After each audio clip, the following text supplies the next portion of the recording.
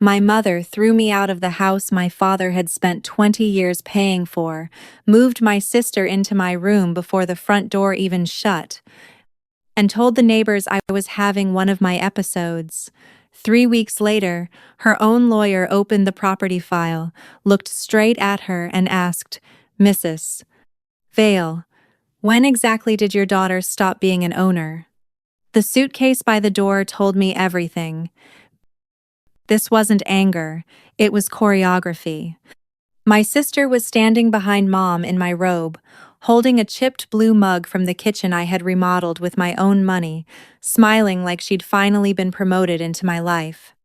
Mom kept her voice soft. "You always make things harder than they need to be. Have you ever been erased that politely? Stay with me." I didn't argue. I started remembering what had my name on. Most people think an eviction starts with shouting. Mine started years earlier, in small edits to the family story. My younger sister Dana was the bright one, the fragile one, the one who needed a chance. I was the dependable one, the one who could wait, the one who could take a hit and keep the dinner table smooth. By the time my father got sick, those roles were so settled nobody even heard them anymore. Mom handled appearances, Dana handled sympathy. I handled the real things: hospital invoices, insurance calls, the contractor when the upstairs pipes burst, the kitchen remodel after the leak ruined the cabinets, the property tax notices Dad forgot to open. If something had to be paid, signed, scheduled, lifted, or fixed, it came to me. That house was never just a sentimental address to me. It was work, money, receipts in my email, Saturdays in old jeans with paint on my wrists. After my divorce, I moved back in at Dad's request, not because I had nowhere else to go, but because he said he was tired and he trusted me. Dana called it temporarily regrouping. Mom liked to repeat that phrase in public, as if I were a woman who had drifted back home instead of one holding the place together. Dad never corrected her in front of people. That was his weakness. In private, he was clearer. He'd slide a folder across the table, ask me to review a bill, ask whether I thought refinancing a small line for repairs made sense, ask me which contractor was overcharging us. He spoke to Dana in checks. He spoke to me in documents. When he died, the casseroles came, then the lilies, then the silence. Mom wore grief like polished silver. Dana wore it like an access badge. At the funeral reception, women I barely knew squeezed my hand and told me to be patient with Mom because Dana had always been easier to worry about. That was how favoritism survived in our house. It arrived dressed as concern. I kept doing what I had always done. I paid what was due, handled the calls, and listened every time Mom said we needed to keep things simple. In my family, that sentence never meant peace. It meant I was supposed to step back without asking what had just been placed in someone else's hands. I spent my first night out in a business hotel 10 minutes from the house, the kind with gray carpet, humming air, and a front desk clerk trained not to ask questions. I lined my things up on the nightstand like evidence: charger, toothbrush, legal pad, the envelope of receipts I had grabbed when I saw my suitcase by the door. At 6:13 the next morning, an email hit from the county tax portal. That alone caught my attention. Dad had routed those notices to me because Mom never opened anything that arrived in a plain envelope. She only respected documents that came embossed, stamped, or hand-delivered. Usually the county emails were dull. Assessment dates, payment windows, millage updates. This one carried a subject line I had never seen before: record change confirmation. I opened it expecting a clerical correction. Instead, I saw the parcel number for our house and one dry sentence saying ownership records had been updated 2 weeks earlier. 2 weeks earlier, according to my mother, we were still letting everyone grieve. I logged into the county site, entered the parcel number from memory, and waited. The public page had not refreshed yet, but the notice was real. Somebody had filed something on that property without saying a word to me. Mom did not understand property paperwork. Dana understood even less, which left only one possibility. Somebody had been helping them. I called the recorder's office the minute it opened. The clerk sounded tired but kind. When I gave her the parcel number, I heard keys tapping, then a pause that lasted a second too long. "Yes," she said. "There was a survivorship affidavit recorded." That phrase went through me like cold metal. A survivorship affidavit meant one owner had died, and the surviving owner had the right to update the records. It was not a favor. It was not a fresh decision. It was the system catching up to a decision already made. My mother had thrown me out of a house she apparently did not fully own.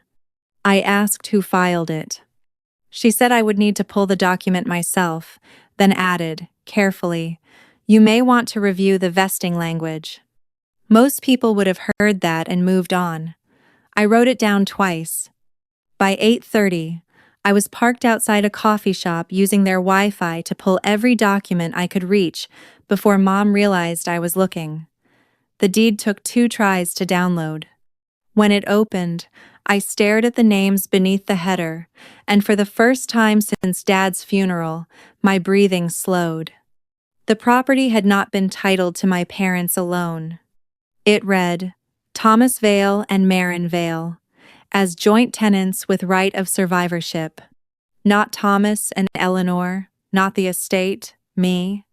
I remembered the bank meeting after the upstairs pipe burst and the kitchen had to be rebuilt. Dad had asked me to come because I knew the contractor numbers better than he did. I thought I was there to help with the repair line. The loan officer had slid 1 stack to him and 1 to me. Dad had said, "Sign where she tabs it. It keeps things clean." I signed without making a speech out of it. That was how things happened with me. Quietly, efficiently, without applause. Now I understood what he had done. Then I opened the survivorship affidavit. Dad was correctly listed as the deceased owner, but under remaining owner, it did not name me. It named Eleanor Vale, my mother. I read that line 3 times. That was not grief. That was not confusion.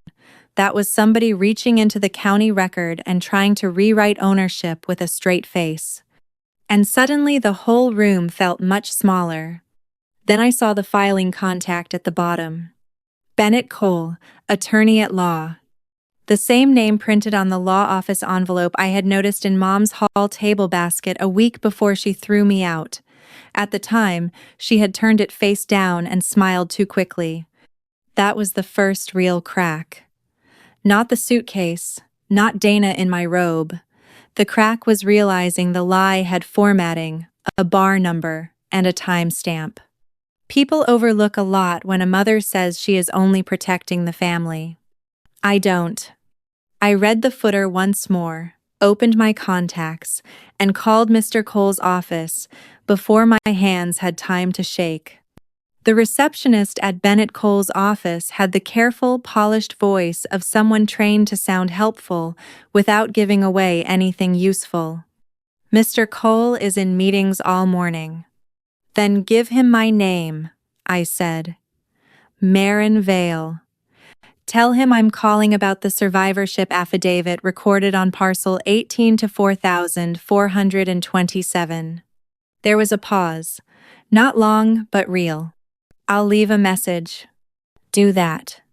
I hung up and sat still, staring through coffee shop window.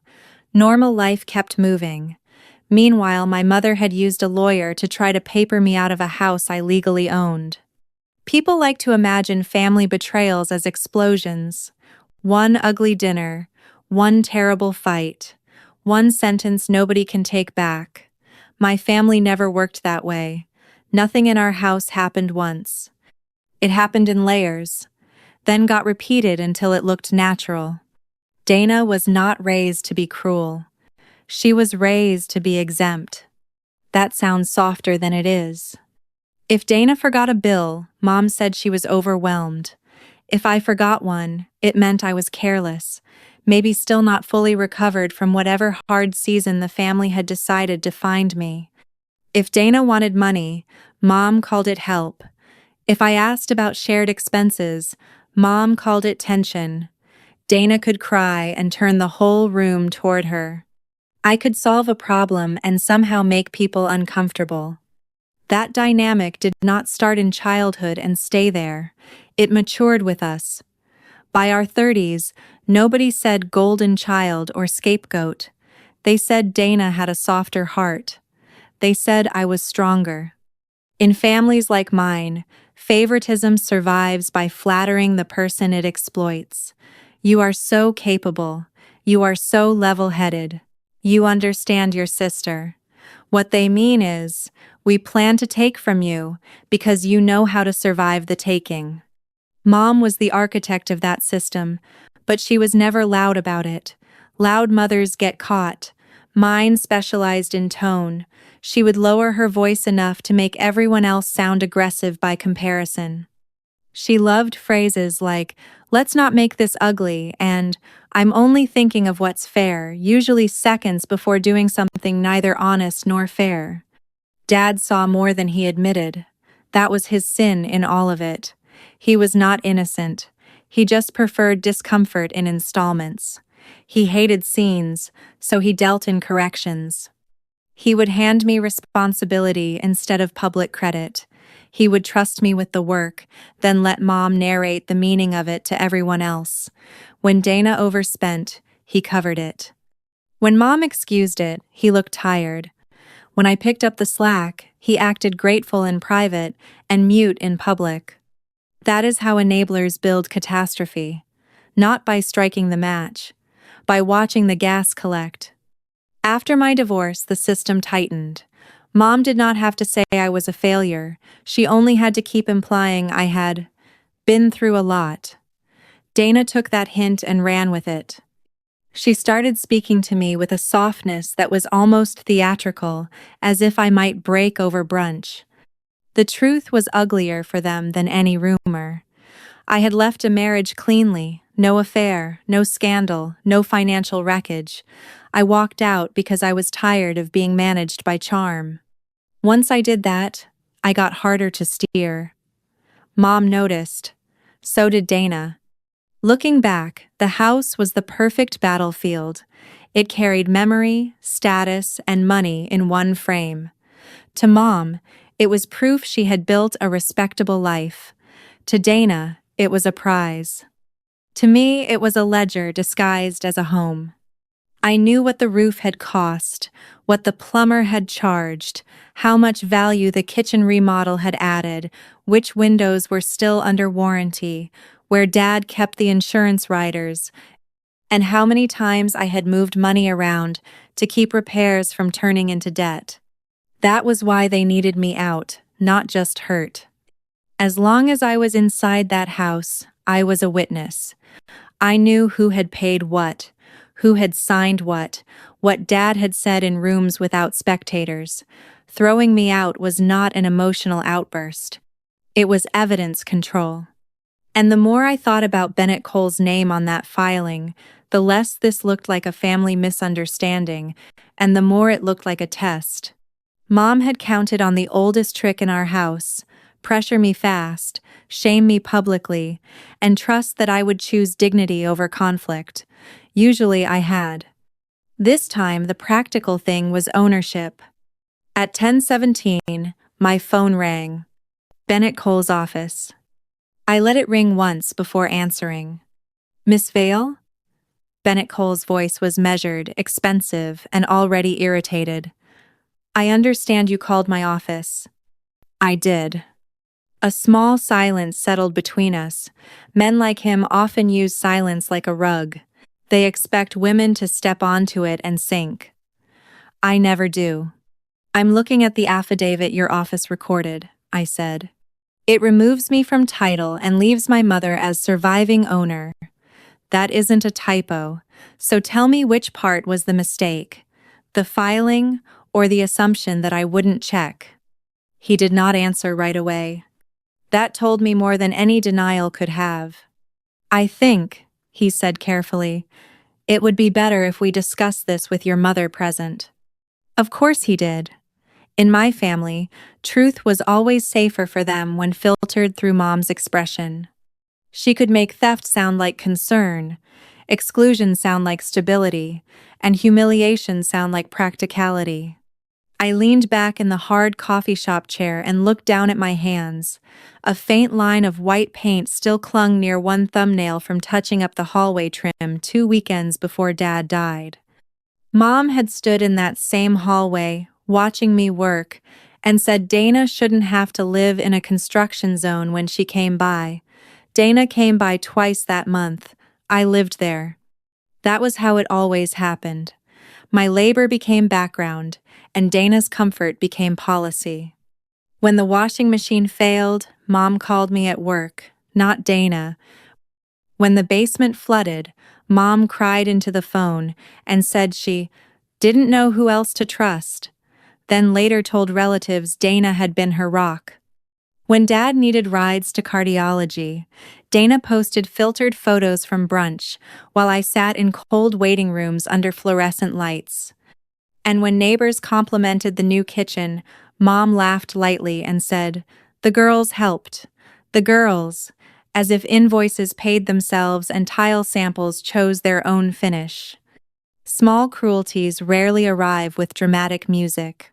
They arrive as edits, credits removed, facts softened, ownership blurred until the person carrying the weight starts sounding unreasonable for naming it. Mr. Cole cleared his throat. "Miss Vale, I'm sure nobody intended to upset you." There it was, the family religion. Intent over impact, comfort over truth. "You should call that county office again," I said, "then call your malpractice carrier." His breathing changed. For years, they assumed my silence costs less than their lies. That calculation was about to break. And for the first time since my suitcase hit that hotel carpet, I felt something steadier than anger. I felt the shape of the trap they had set for themselves. Mr. Cole did not hang up. That, more than anything, told me he understood the danger. "Miss Vale," he said, each word pressed flat, "I think we should slow this down." "No," I said, "you should speed it up." Then the tone changed. "Why don't you come in this afternoon? Bring whatever documents you believe are relevant." That told me he still thought this might be a misunderstanding I had dressed up as certainty. Men in pressed shirts often mistake a calm woman for an uninformed one. They hear an even voice and assume there is still time to manage her. "Beat, there's nothing I believe," I said. "There's a deed. There's your affidavit. There's the county record. The only open question is whether you filed bad information because you were misled or because nobody bothered to verify the title before trying to remove me." He exhaled through his nose. 3 o'clock. I wrote the time down, ended the call, and sat still long enough to feel the shift happen inside me. Up to that moment, some private part of me had still been waiting for a softer explanation, a clerical mix-up, a rushed filing. A widow in grief saying the wrong thing and a lawyer correcting it before real damage was done. But my mother had already changed the locks on the side door. She had already told neighbors I was unstable. My sister had already unpacked herself into my room. None of that belonged to confusion. This was a campaign. And campaigns leave records. I drove straight from the coffee shop to the storage unit on the edge of town, where I kept the boxes from my divorce and the overflow files Dad never liked leaving in the house. Inside Unit C14, the air smelled like cardboard, dust, and old paper. My banker's boxes were stacked 3 high, labeled in my handwriting: tax, repairs, insurance, loan refi, medical. I found the refi file first. The bank folder still held the yellow signature tabs from 4 years earlier. My name sat on the deed rider and the occupancy affidavit. Dad's signature was beside mine, firm and slanted. I remembered that afternoon clearly. The loan officer offering bottled water, Dad joking that I understood the house better than anybody, Mom texting that Dana needed help picking out backsplash samples, even though the tiles had already been ordered. Dana liked to arrive at the decorative end and call it contribution. Under the rider sat something I had forgotten existed. A notarized letter from Dad. Not a will, not a grand speech from the dead, just one page on heavy paper, signed and dated after the pipe burst and before the kitchen work began. He had written that adding me to title was recognition of substantial financial contribution, property management, and ongoing maintenance responsibility. Plain language, clean, practical. Exactly the way he spoke when Mom was not in the room. I sat on the concrete floor with that letter in my lap and felt my last innocent assumption die. He had known. Maybe not every move Mom would make after his death. Maybe not the locks, the gossip, the robe, the little theater of replacement. But he had known enough to put it in writing. He had known weather was coming for me once he was gone, and this was the coat he left on the chair. That was the point of no return. I stopped asking whether I should protect my mother from consequences and started asking how much daylight I wanted on the truth. If you've ever watched someone use grief, family duty, or keeping the peace to strip you of something real, then you know the exact moment mercy starts feeling like self-betrayal. If this is the part where you'd sign off on me turning cold, stay with me now. What came next was not rage, it was documentation. I photographed every page in the refi file, then every invoice tied to the kitchen remodel, plumbing, electrical updates, roof patch, and tax payments I had covered when Dad's cash flow got tight during treatment. My name appeared everywhere. Checks, transfer confirmations, vendor emails, permit correspondence. Not because I was sentimental, because I handled things. That had always been their favorite thing to use about me. Now it was mine. Then I found the insurance binder. Tucked behind the declarations page was an email printout between Dad and the family CPA. Subject line, basis adjustment and joint title.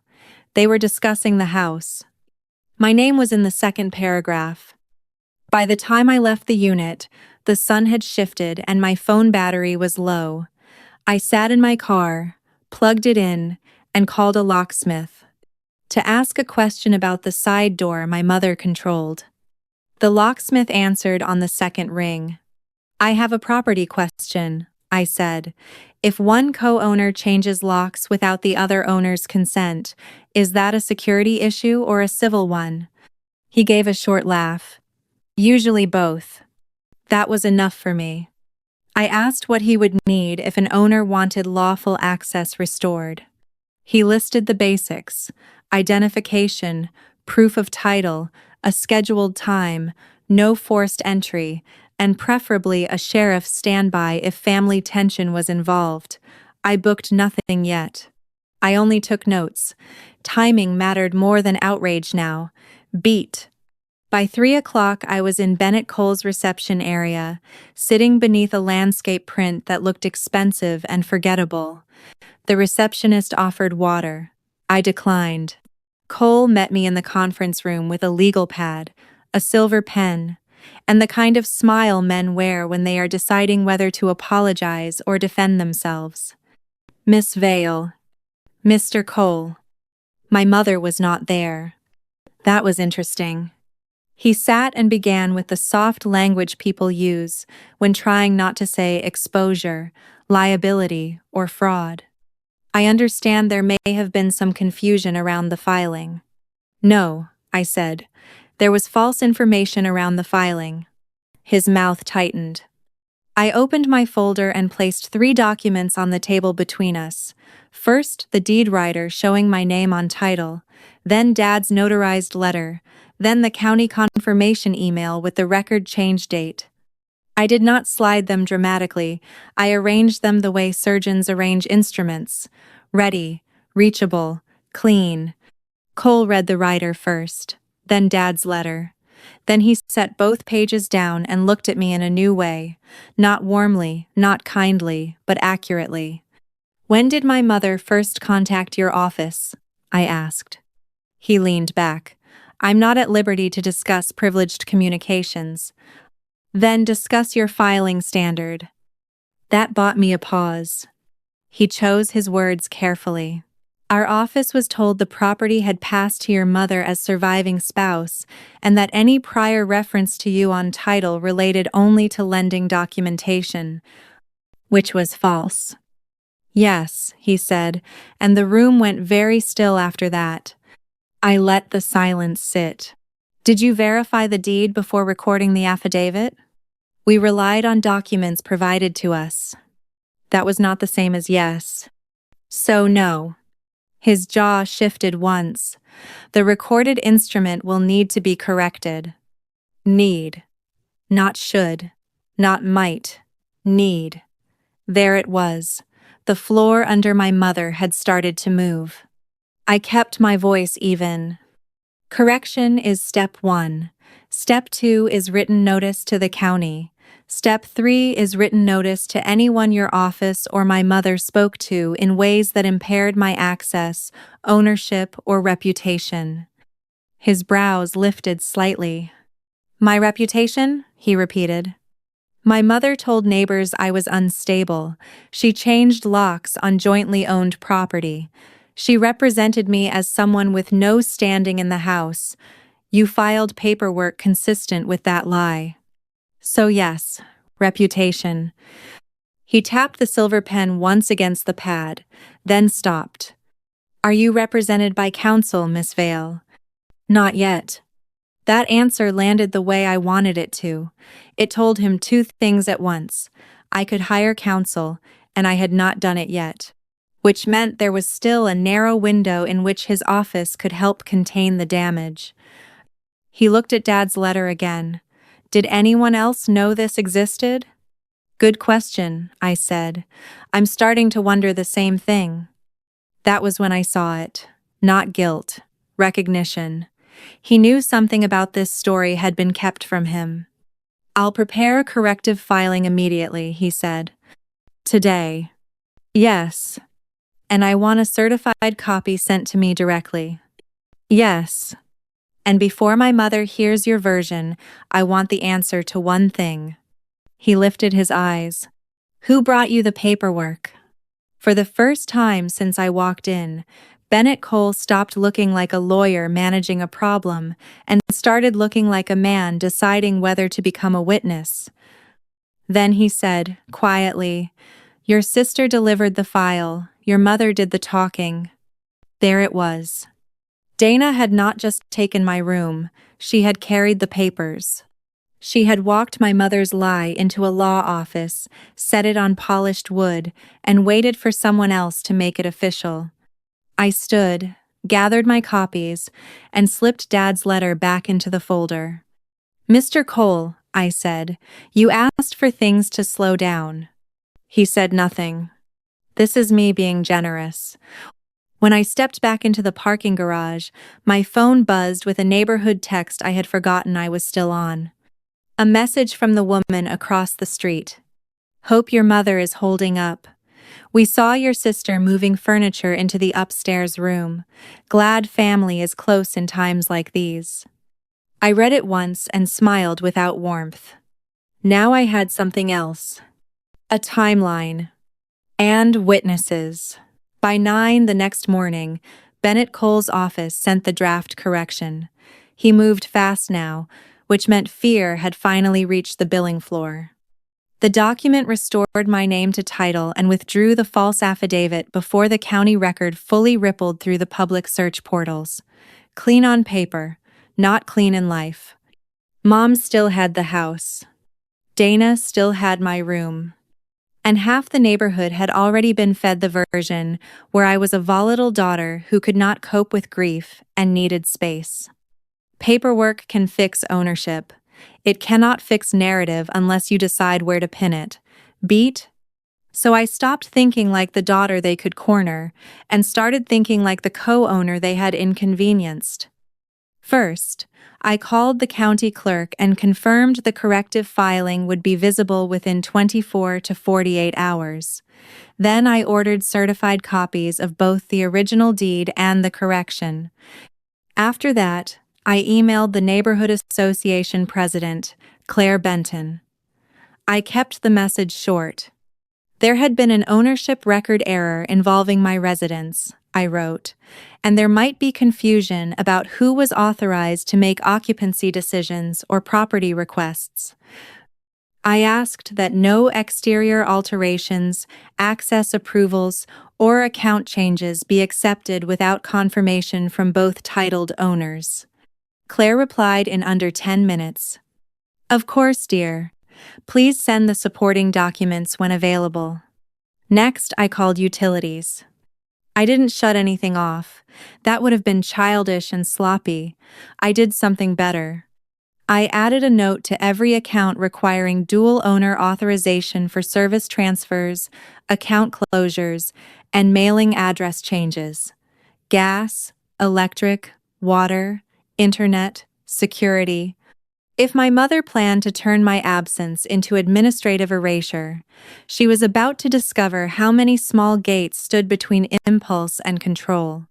By noon, Dana texted me for the first time since the night I was thrown out. Can you tell me where you put the silver tray from the dining room? Mom wants it for Sunday. I stared at the message until I laughed once. Not are you okay? Not we need to talk. A serving tray. That was Dana in a sentence. She never reached for the truth first.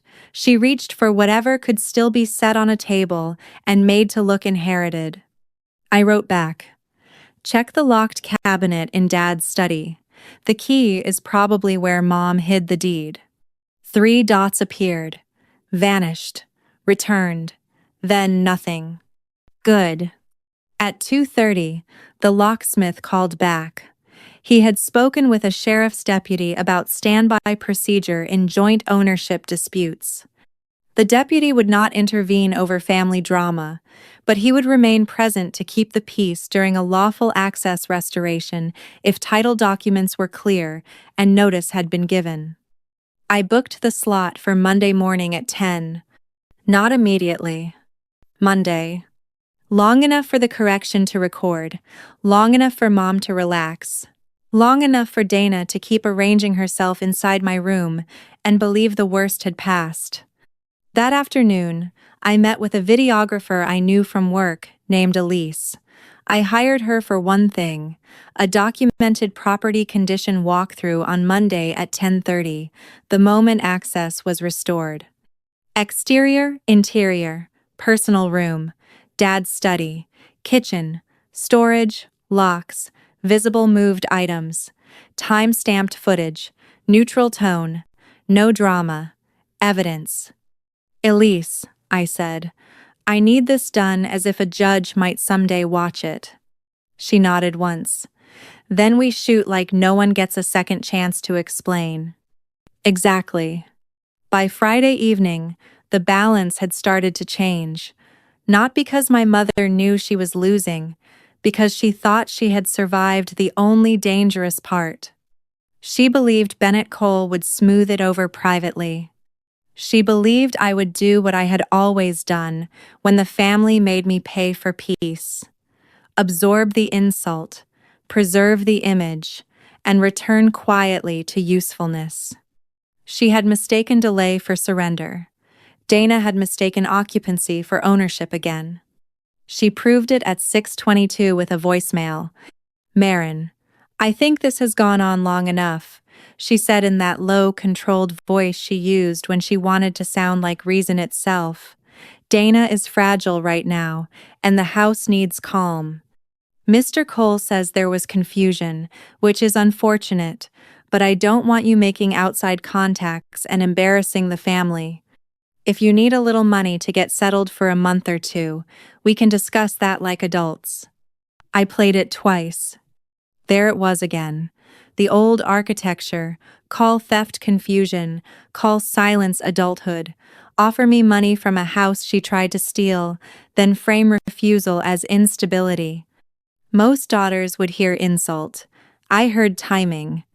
I saved the voicemail, backed it up, and forwarded a copy to a new folder labeled Occupancy and Interference. Then I texted 3 people: the CPA Dad trusted, the neighbor across the street, and my Aunt Louise, Mom's older sister. On Monday morning, I wrote, "I'll be restoring lawful access to the house with documents, a deputy present, and property condition recording. If you're contacted beforehand, please don't rely on rumor. I'll have certified paperwork. No emotion, no begging, no accusations. Just a stage being built." And somewhere inside that house, my mother was still arranging silver for Sunday, like she had already won already. Monday arrived bright and indecent, the kind of clear morning people use for errands, not family collapse. I parked across the street at 9:52. The deputy arrived 3 minutes later. Elise pulled in behind me with 2 hard cases and a clipboard. I handed the deputy the certified deed, the correction, and my identification. He looked them over, nodded once, and said, "I'm here to keep the peace, not take sides." "That makes 2 of us," I said. At exactly 10, I walked up the front path I had pressure washed every spring for 6 years. The brass knocker still had the scratch Dana made in high school and blamed on me. Funny what survives. Beat. Mom opened the door before I knocked a second time. She had dressed for dignity: cream slacks, pearl studs, a pale blouse buttoned neatly at the throat, the uniform she wore when she wanted the world to confuse self-control with innocence. Then she saw the deputy, then Elise, then the certified copies in my hand. Her face did not fall apart. That would have been too honest. It tightened by degrees, like fabric being pulled smooth over something sharp. "What is this?" she asked. "Lawful access," I said, "and documentation." Dana appeared halfway down the hall in my old cashmere wrap, holding her phone like a talisman.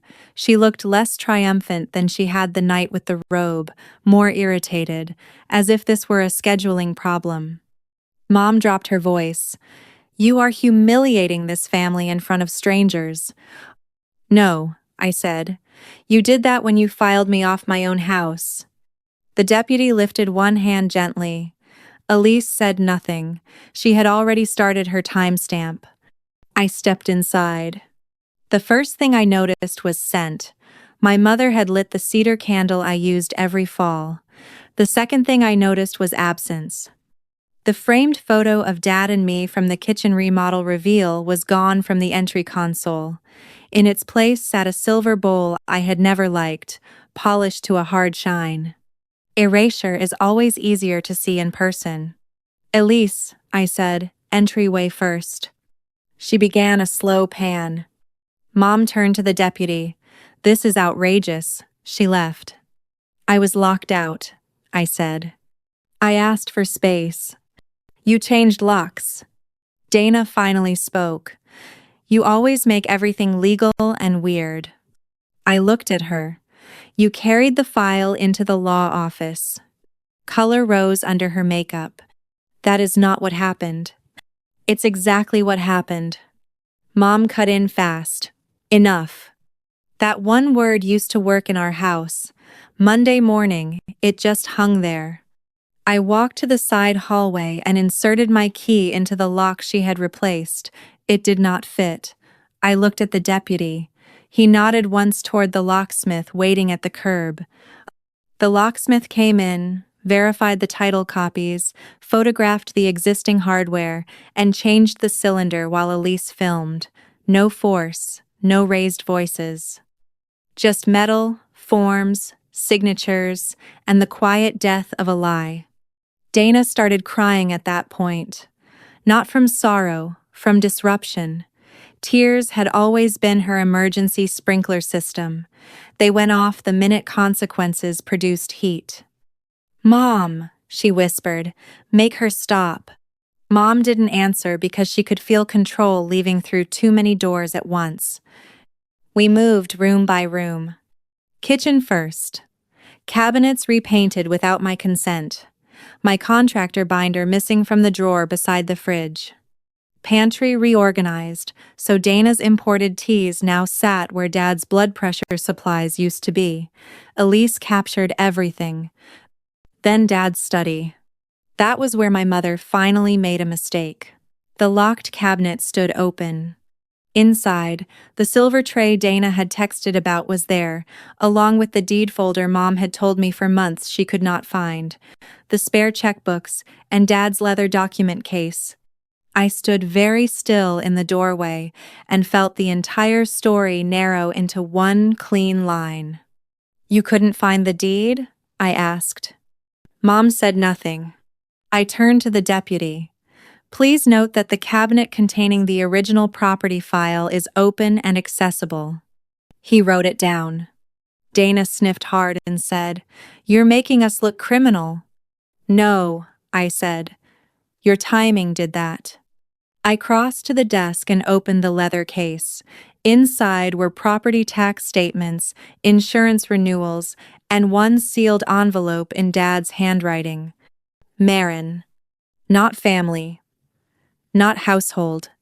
My name. Even Mom inhaled at that. The deputy looked at me.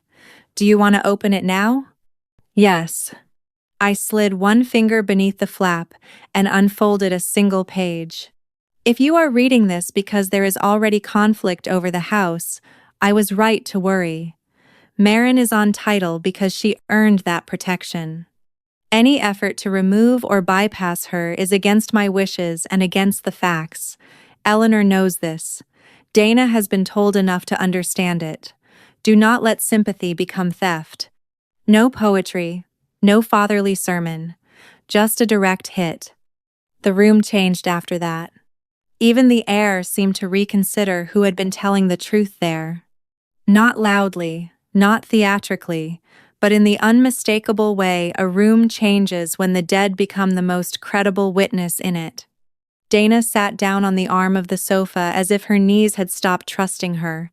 Mom stared at the page with a face I had never seen before. Not grief, not rage, exposure. And then Bennett Cole stepped into the doorway behind the deputy. He took in Elise's camera, the locksmith's paperwork, the open cabinet, the letter in my hand, and my mother standing there in her pearls like a woman who had mistaken image for immunity. Then he asked the question that split the rest of it open. "Mrs. Vale," he said quietly, "when exactly did you tell yourself your daughter stopped being an owner?" Nobody answered Bennett Cole right away. The silence that followed was not empty.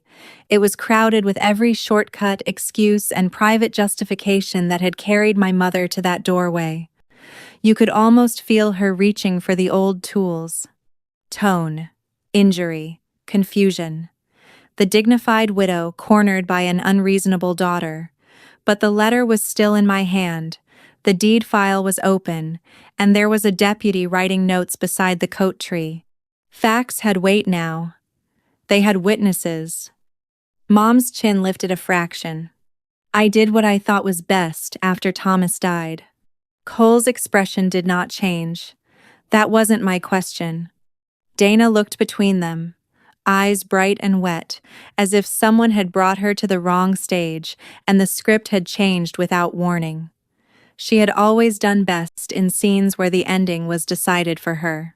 Sympathy, rescue, indulgence. Monday was asking more of her than performance. It was asking for accountability, and she had no practice with that. Mom turned to me instead, which told me she still believed the real negotiation was emotional. "You have made your point," she said. "This doesn't need to go any further." There it was. The family offer of peace, always arriving 1 minute after the theft failed. "It already went further," I said. You changed locks, lied about title, and told people I was unstable to cover it. I never said unstable. The neighbor across the street had saved her texts. Claire had my email. The voicemail sat backed up in 3 places. She knew none of that yet, but I saw the calculation begin behind her eyes. She was checking the room for what version of herself might still survive. Dana stood. Mom was trying to keep the house calm. You left. I was removed. You stormed out. With a suitcase that was packed before I came downstairs. Dana opened her mouth, then closed it. That landed because it was true in the ugliest possible way. Premeditation never looks good under daylight. Cole held out his hand slightly toward the letter. May I? I passed it to him. He read it once, slower than I had, then folded it carefully and handed it back. This should have been disclosed to me, he said. Mom's voice sharpened. I was grieving. He did not blink. Grief doesn't alter title. That line settled over the room with a kind of clean violence. For years, my mother had survived by making emotion sound like authority. She could summon sacrifice when she wanted obedience, fragility when she wanted exemption, dignity when she wanted silence. But legal language has a colder God. It does not care who hosted the holidays or who cried hardest at the funeral. It asks who signed, who paid, who knew, and who lied. And once that language entered the house, the old family dialect started dying on its feet. The cost of that hit me harder than I expected. Not because I wanted the house more than I wanted them, because some small, humiliating part of me had still hoped exposure might produce honesty, not repair. I was not that naive, but honesty. One clean sentence from my mother. I knew. I did it anyway. Something adult. Something shame has the decency to say when it runs out of room. Instead, she looked at the deputy and asked whether I intended to harass a bereaved woman in her own home. Own home. Even now. The deputy kept his voice neutral. Ma'am, the documents show joint ownership. Mom turned white around the mouth. That was the true cost, I think, not losing a fantasy of family love. I had buried most of that long before Dad died. The cost was losing the last administrative illusion. The belief that beneath all the favoritism and edits and little humiliations, there was some floor my mother would not cut through. Some point where reality would matter enough to stop her. There wasn't. If the county had accepted the affidavit cleanly, and I had stayed embarrassed long enough, she would have taken the whole house and called it order. Once I understood that, grief changed shape. It stopped being grief for my father alone. It became grief for the years I spent translating cruelty into stress, selfishness into helplessness, strategy into sorrow. I had done what a lot of daughters do when they grow up inside polished manipulation. I kept explaining it to myself in softer words so I would not have to name what it cost me. Dana crossed her arms over the cashmere wrap and said, "You always need to win." I almost laughed. "No," I said. "I just finally stopped volunteering to lose." That landed harder than shouting ever could have. Dana looked away first. Elise finished the walkthrough in the upstairs hall, then stepped back into the foyer. "Interior documentation is complete," she said. "Professional. Clean. Final." I thanked her, signed her release sheet, and asked her to send duplicate copies to my email and an external drive by evening. Then I turned to the locksmith and requested 3 keys for the new side door cylinder. One for me, one sealed for record, one to be delivered through council if needed, not to Dana, not tucked into the ceramic bowl by the entry, not floating around this house like access, was still a feeling instead of a legal condition. Mom heard that, and her composure cracked. "So this is it?" she said. You're going to treat your own mother like a stranger? I looked at her for a long moment. No, I said. A stranger wouldn't have known exactly where to cut. My mother flinched as if I had struck her. That reaction would have moved me once. Not because it was sincere, but because I had been trained to answer any sign of her pain like an alarm. Smooth it over. Translate it. Make sure she never had to sit in the full shape of what she had done. Beat. Monday cured me of that. I asked the deputy to remain another 10 minutes while I outlined access terms on paper. Not feelings, not family promises, terms. Bennett Cole stayed too, which told me he understood this had moved beyond correction and into containment. Dana is out of the upstairs room by Friday at 5, I said. Nothing leaves this house that belongs to me, to the property file, or to Dad's records. No locks get changed. No utilities get touched. No forwarding addresses, no account edits, no repair authorizations, and no statements to neighbors, relatives, or vendors about my mental health, my standing, or my ownership. Dana stared at me. You can't talk to us like employees. No, I said. Employees usually have clearer rules. Mom stood near the entry table with one hand resting on the silver bowl. This is cruel. It's administrative, I said. Cruel would have been filing me off title and waiting for me to stay ashamed long enough for it to stick. Then she tried the older road. So what now? You want me begging permission to live in my own home?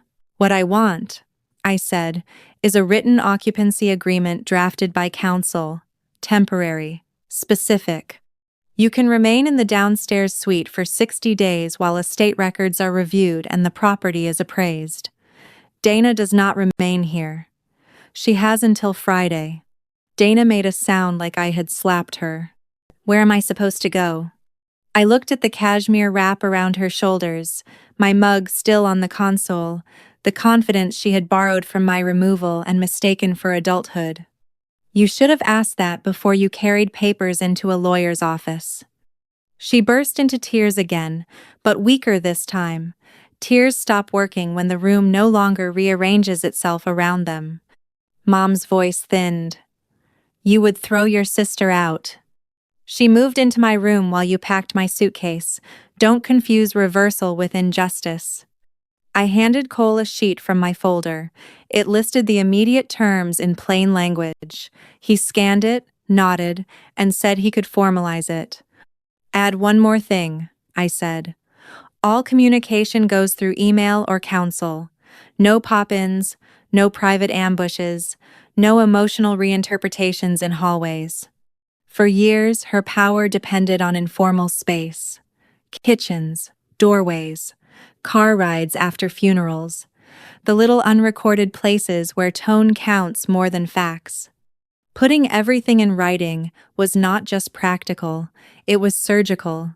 It also meant every lie now had to survive daylight in writing. The deputy left after noting the access restoration.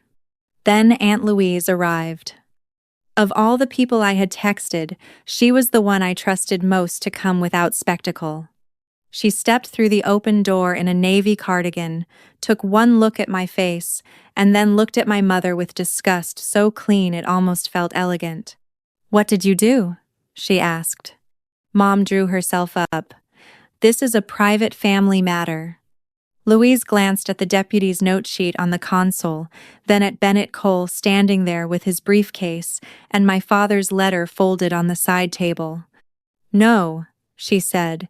Private ended when lawyers and law enforcement had to explain ownership to you. Dana disappeared upstairs. I heard drawers opening too fast. Good. Let consequences sound like packing. Louise crossed to me and squeezed my hand once. Not pity, recognition. I told your father, she said quietly, that once he was gone, your mother would try to turn grief into authority. I looked at her. Did he believe you? He believed you'd survive it. Within an hour, the new terms were moving. Cole's office emailed a draft occupancy agreement. The CPA replied asking for a full estate document review by Wednesday. Claire from the association confirmed no requests had been processed from my mother. The neighbor across the street sent screenshots of Mom's earlier texts describing me as not well enough to be in the house right now. By evening, I had changed my mailing address back to the property, photographed every room, placed Dad's original records in a locking file box, and moved into the downstairs study. Not the upstairs bedroom. I wasn't taking back my old place like a child reclaiming a toy. I was taking command of the property. I was done confusing love with access. That sentence settled into me harder than anything else that day. I could still care whether my mother aged well, whether Dana embarrassed herself further, whether holidays became a wrecking ground nobody could clean. Caring was not the problem. Access was. Access to my labor, my patience, my money, my silence, my benefit of the doubt. That was what they had lived on. Not anymore. By sunset, Dana had stopped crying and started slamming drawers, which was closer to honesty. Mom had gone silent, which in her case meant she was rearranging the story for future use. Let her. Stories do less damage when the locks, records, and witnesses are no longer on your opponent's side. I sat at Dad's desk with the house finally still around me and wrote down the only rule I meant to live by now. Anyone who needs me erased before they can feel comfortable does not get to call that love. By Friday at 4:43, the upstairs room sounded hollow again. Drawers slammed, tape ripped across cardboard. Dana was leaving exactly the way she had moved through my life for years, resentful, careless, and stunned that a closed door could finally mean her. Beat. I stood outside the room and watched Elise's final still photos load onto my tablet. Scuffed walls, a bent closet rod, 2 crushed sweater boxes. The cashmere wrap she had been wearing on Monday lay folded on the bed, as if neatness could reduce insult. It could not. Mom stayed downstairs all afternoon, moving through the kitchen with that stiff quiet she used when she wanted a room to witness her suffering. Cabinet, sink, kettle, spoon. Every sound placed like evidence in the wrong case. I had seen that performance my whole life. What changed now was simple. I was no longer part of the audience. At 5 o'clock sharp, Dana came down, dragging 2 overfilled suitcases. She looked at Mom before she looked at me, waiting for rescue to rise like it always had. It didn't. "Your sister is making a mistake," Mom said to the room. Dana snapped then. "No," she said, glaring at me. "Dad made the mistake. He always treated her like she was the backup parent instead of the daughter." That sentence told the truth faster than either of them meant to. There it was. Not confusion, not grief, resentment. Dana had not simply wanted shelter. She believed Dad's trust in me was a theft from her, and Mom had fed that belief for years because it made her choices easier. I set the tablet down. "Dad trusted the person who handled things," I said. "You don't get to rewrite that because you preferred being protected to being useful." "I was loved," she said. I nodded once. So was I. "You just never noticed the difference between love and reliance." Mom made a sound of disgust. "Must everything become a lesson with you?" "No," I said. "Only the parts you hoped would stay expensive." Dana yanked open the front door. Louise, who had come by to witness the move-out, stepped aside without a word. Dana hauled the first suitcase over the threshold, then turned back. "You're going to die alone in this house," she said. A month earlier, that might have reached somewhere soft in me. Friday, it only told the truth about Dana. When she ran out of access, she reached for curses. "No," I said, "I'm going to live here without trespassing inside myself." Even Louise went still at that. Dana left. The second suitcase hit the porch step hard. The engine started fast and ugly. Then she was gone. The house did not feel healed afterward. That would have been a childish ending. It felt accurate. Mom set her teacup down with a trembling hand. For the first time all week, she looked older. "You've destroyed this family," she said quietly. "No," I said. "I stopped letting you use me to hold it together." She stared at me, and I could see the last calculation happening. Not whether she was sorry, whether there was still some arrangement left. "There has to be a way back from this," she said. There was. Just not to the version she wanted.